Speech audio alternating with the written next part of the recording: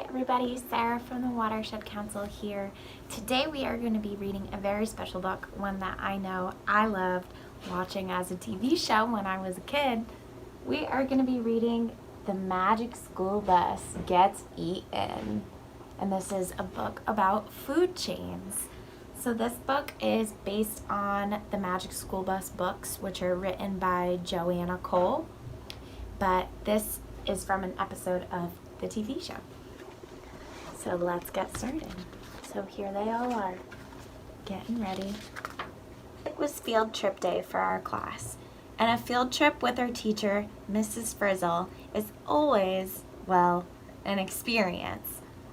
We were going to the beach. Mrs. Frizzle had asked us to work in teams of 2 and to bring in beach things that go together.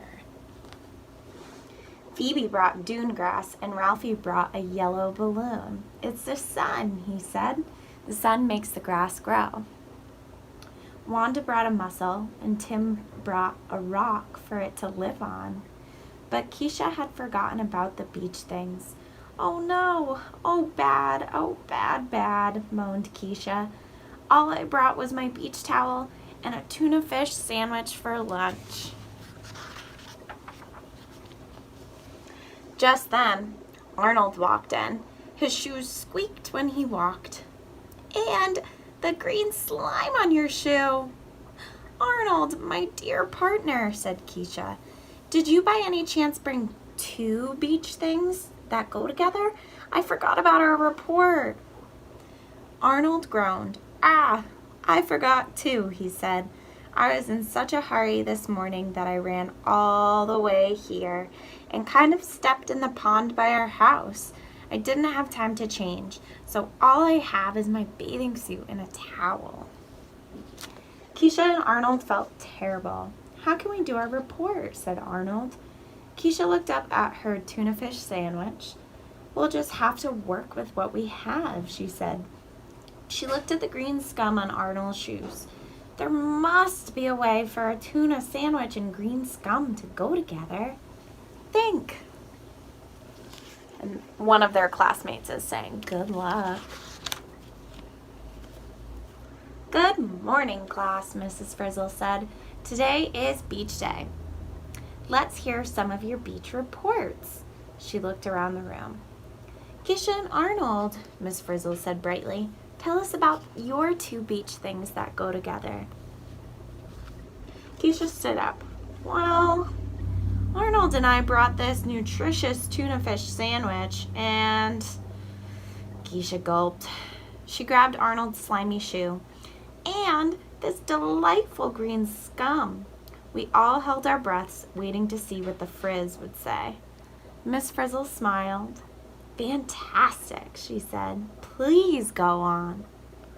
Tell us why a tuna sandwich and green scum belong." Beep. A loud beep interrupted Miss Frizzle.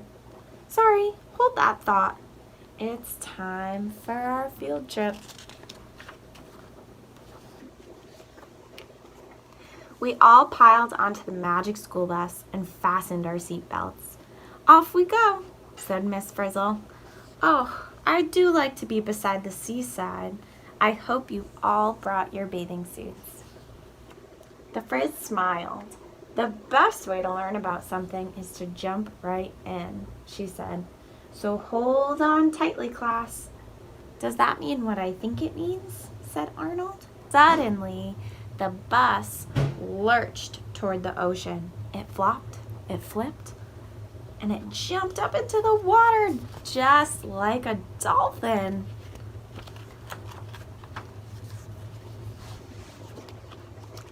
Diving through the water, we could see seaweed all around us. "What are those beautiful spiny rocks?" asked Tim. "They're animals, sea urchins," answered the Frizz. "They eat seaweed." As we watched, a sea otter swam by and grabbed one of the sea urchins. "I guess otters eat the sea urchins," said Ralphie. There's the sea urchin, and there's our sea otter.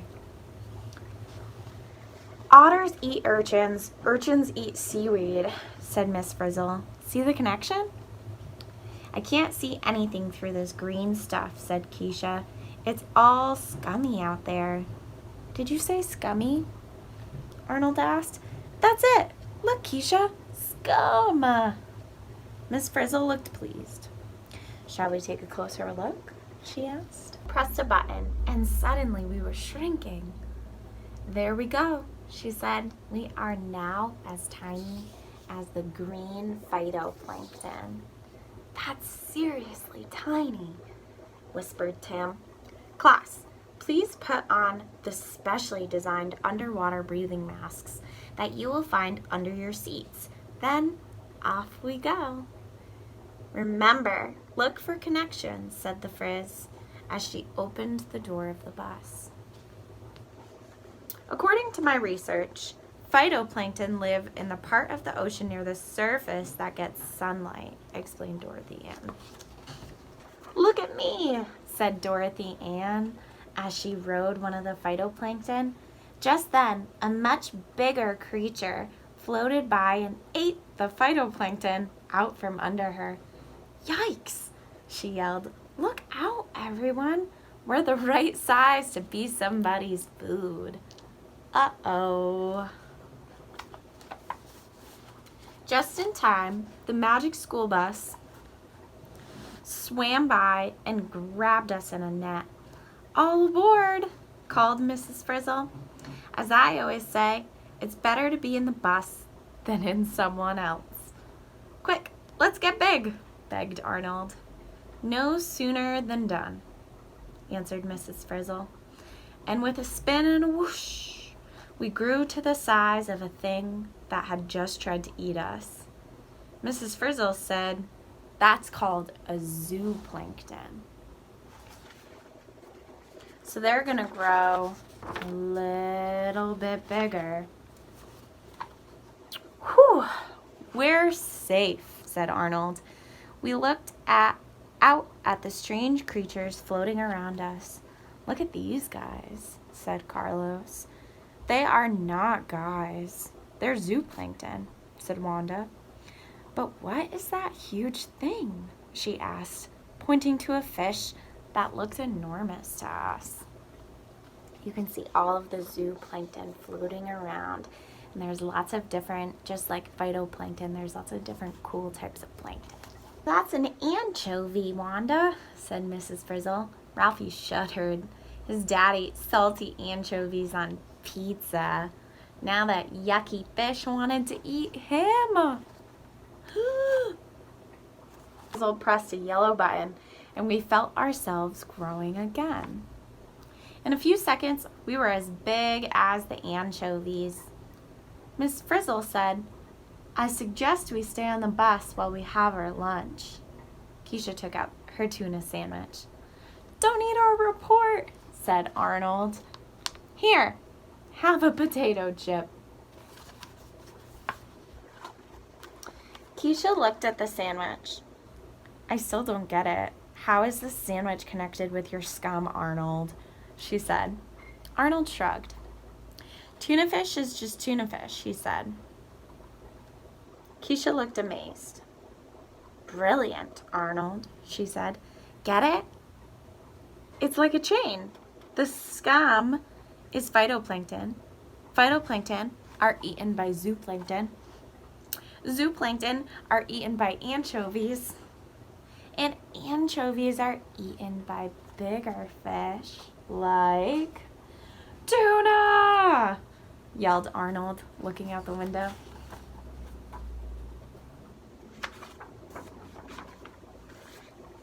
Suddenly, everything went dark.